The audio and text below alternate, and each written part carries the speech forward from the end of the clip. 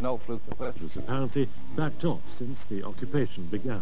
Malcolm Rifkin being the Scottish Secretary of State, or the Secretary of State for Scotland, he's the first man that should be done the plant. I came and spoke to us.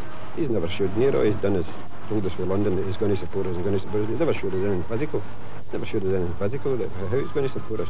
And he's the man that should be here. Malcolm Rifkin's washed his hand of us. Without a doubt. Without a doubt, he's washed his hand. It's water under the bridge as far as she's concerned. We can have a flood of crocodile tears from the Scottish office, whereas what we really need with the multinationals is a little sign of crocodile teeth, because talk, particularly for politicians, of any persuasion is cheap. What the workforce here want is some action to see that the resolve which has been expressed by the government is put into some form of effective action to make sure that manufacturing stays in this plant. Tonight, as Caterpillar Occupation Day 80 comes to an end, Malcolm Rifkind was still holding his cards very close to his chest.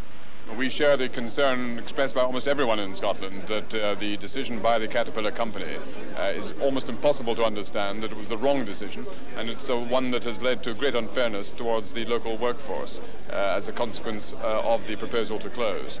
What our main interest in is now is to try and find alternative uses for the plant that will help secure the maximum employment in the Uddingston area for the local people. Nick Worrell reports from Glasgow.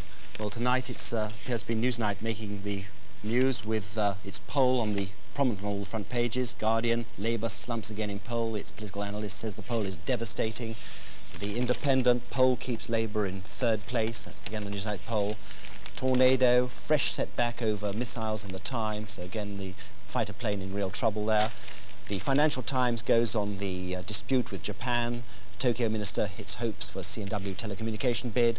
The Sun goes on this Myra Hindley story, I cannot live a lie. Daily Mirror predictably also goes, I confess, Myra. And the Morning Star, homeless don't stand a chance, a special homeless story on the homeless there. Well, that's all from Newsnight for tonight. We'll be back on Monday at 10:50, but for now, from Chris and me and from all of us in Newsnight, a very good night.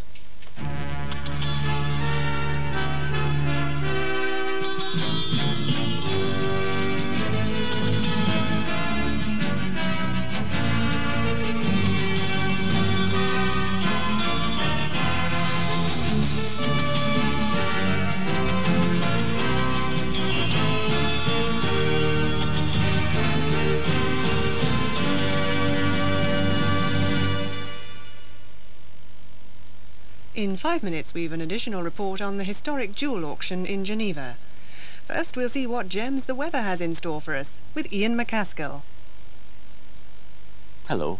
A viewer has written to ask if it's windier now than it was when he was a lad.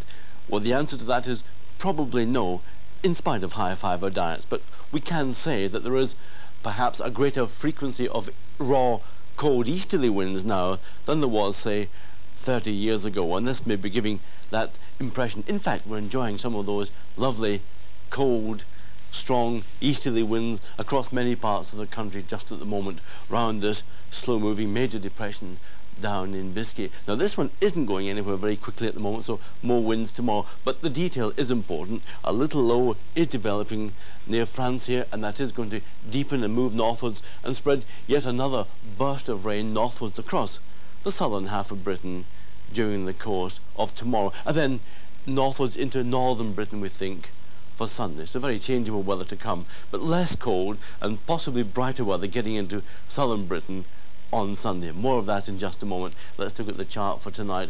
Well, there's a band of rain over southern districts at the moment, quite steady rain, and that is likely to move slowly northwards into parts of East Anglia, parts of the Midlands during the course of tonight. By the morning, getting into some parts of northwest England and North Wales too, and even across to some districts in Northern Ireland as well. The rest of the country cloudy and windy. Along those eastern coasts of both England and Scotland, there will be rain from time to time as well. The northwest of Britain are staying mainly dry through the night. The only good thing I can say about tonight is lots of cloud, lots of wind, so no frost anywhere tonight. 4 Celsius at lowest, 39 degrees Fahrenheit typically. Now tomorrow, another cold, cloudy and windy day for most of us. That's the picture we expect to see tomorrow morning.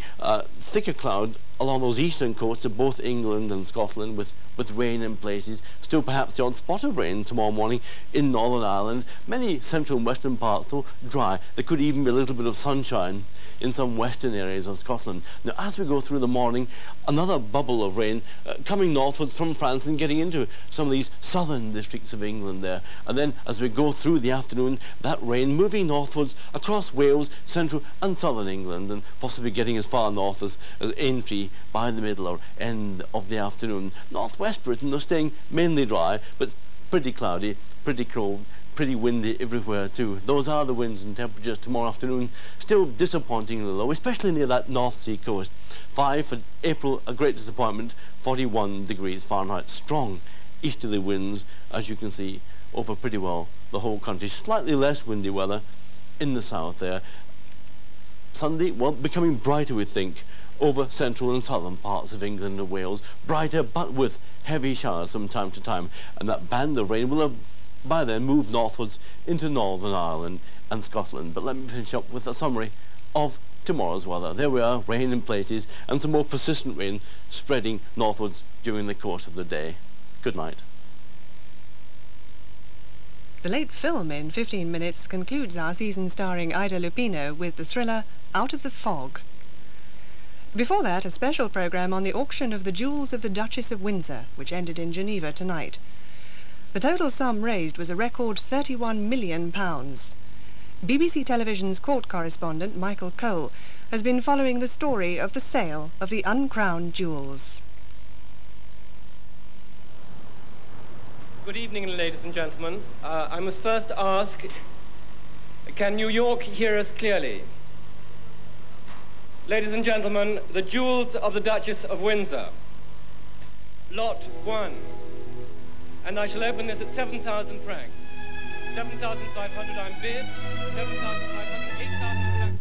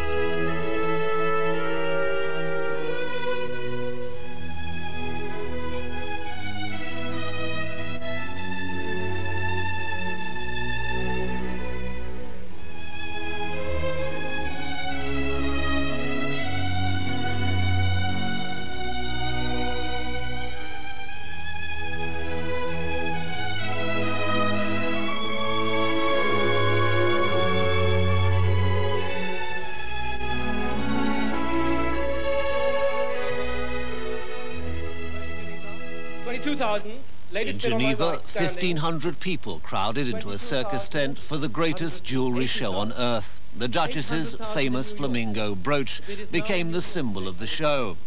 Bidding was in Swiss francs. It made nearly £500,000, 10 times the auctioneer's estimate. In New York, 5th row left, 1,100,000 francs.